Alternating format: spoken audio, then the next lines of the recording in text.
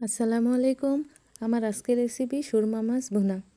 লবণ হলুদ দিয়ে মাখানো মাছটা তেলে সুন্দর করে ভেজে নিব। ভাজা হয়ে গেলে দিয়ে দিব পেঁয়াজ কুচি। এখন পেঁয়াজ কুচি কিছুক্ষণ ভেজে নিব। হালকা ভেজে নেওয়ার পরে দিয়ে দিব 1 চামচ রসুন বাটা। রসুন বাটাটা সুন্দর করে পেঁয়াজের সঙ্গে ভেজে নেওয়ার পরে দিয়ে দিব একটু পানি।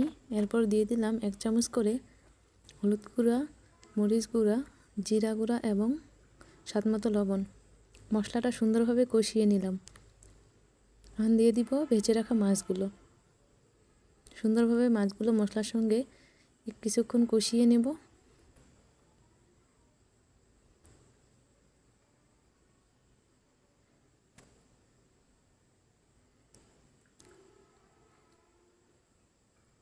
ভালোভাবে 5 মিনিট মাছগুলো কষিয়ে নিচ্ছি।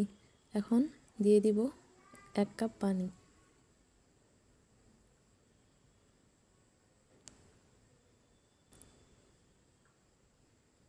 আর আমার চ্যানেলে আপনারা নতুন হয়ে থাকলে অবশ্যই সাবস্ক্রাইব করবেন চ্যানেলটি এবং লাইক কমেন্ট শেয়ার করতে ভুলবেন না। এখন ঢাকনা দিয়ে রেখে দিব 20 মিনিট। 20 মিনিট পর ফিরে আসলাম। এই যে ঝোলটা অনেকটা কমে গেছে।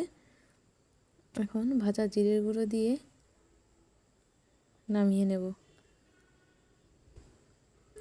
শেষের দিকে একটু ভাজা জিরের গুঁড়ো দিলে তরকারিটা সুন্দর একটা ফ্লেভার ছড়ায়।